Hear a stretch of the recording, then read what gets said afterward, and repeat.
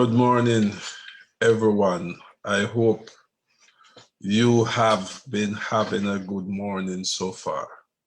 Welcome to Investment Wednesdays. Today is December the 23rd, 2 days before our traditional holiday, which we classify as Christmas. A time of Thanksgiving, family, friends, lots of food, a time that we also use to reflect on the birth of our Savior Jesus Christ. It's a time of caring, a time of sharing. It is a merry time, but for many persons, it is also a very lonely time. So we just want to take this time to encourage everyone to share with someone that you know is less fortunate this Christmas. Give them a reason for the season. As you know, my name is Paul Edwards. I am your registered representative with New York Life. My phone number is 321-557-1155. And I work with and help individuals to plan and save effectively for that period of time that we call retirement, the time when you will choose not to work as hard as you are working now. And I also help you to protect yourself and your loved ones with life insurance, love insurance, I call it, and long-term care. And at New York Life, we also help you with estate planning. Now, on Monday, I spoke, which we call Insurance Mondays. I spoke about the two primary financial lessons learned during COVID 2020. They call it COVID-19, but during this year, 2020. And the two that jumps out to me is the importance of having life insurance, because life insurance protects you and your loved ones when the unexpected happen. And we did not expect what has happened this year to have happened. And we also spoke about the importance of having a saving in place. They call it an emergency fund. It's important. If you look at the high amount of persons, it is said in America, over 40 to 50% of individuals are 1 to 2 weeks away from being homeless, being bankrupt, because they have very few or little savings in place. And what has happened has brought this to the forefront.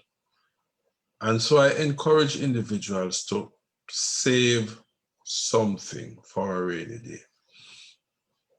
I remember speaking with a client when I sat down with him this year, and we were revising his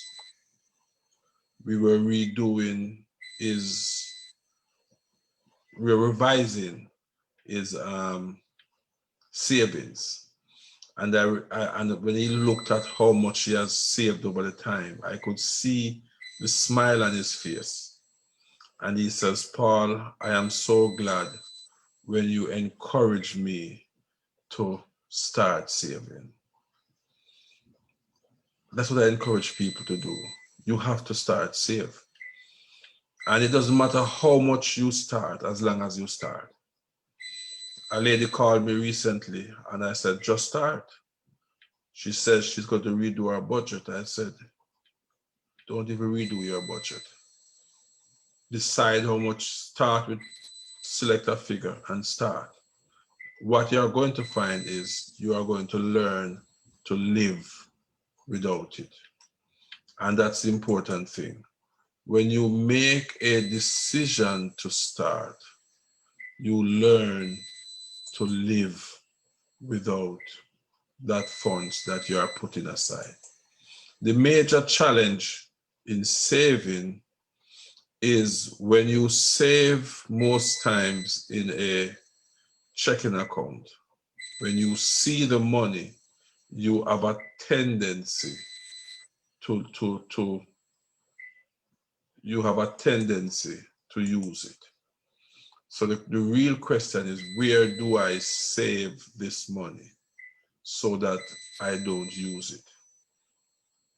And that's what I'm encouraging individuals to do, to develop the discipline to save. Whether you save it in a checking account, but not your regular checking account, because if you see it, you tend to use it. Many persons save in a retirement account, in an investment account. It's out of sight. It doesn't come readily to mind. But whatever the methodology you choose, the important thing is that you do it. So I'm encouraging everyone this morning to cultivate the habit of savings. One Quaker is a parochial saying from Jamaica, where I'm originally from, that one Quaker. In other words, if you put one item in a basket each time, gradually over time, the basket will be filled. And that's what saving is. That's what investment is. It is making the decision to save for a time when you might need it. And as we get closer to Christmas holiday, a time of sharing, a time of gifts, a time of partying, which will be dampened this year because of COVID-19. But the love we have one for the other must not be dampened.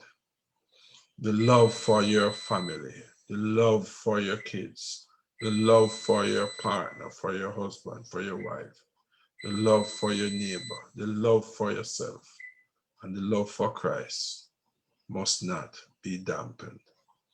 Have a blessed, wonderful, enjoyable Christmas holiday. May the peace of Christ surpass all understanding and keep you in perfect peace. Until I speak with you again, be blessed.